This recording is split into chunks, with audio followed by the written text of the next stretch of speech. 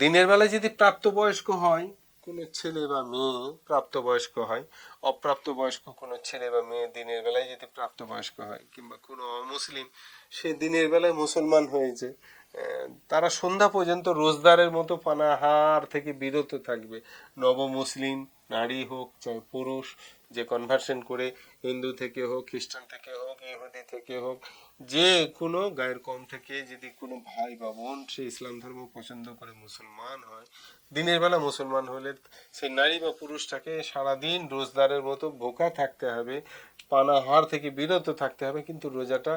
সেদিনকার হবে না, পরের দিন থেকে রোজা রাখবে। তদনুরূপ কোনো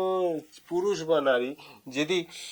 দিনের বেলায় প্রাপ্তবয়স্ক বা প্রাপ্তবয়স্কা হয়,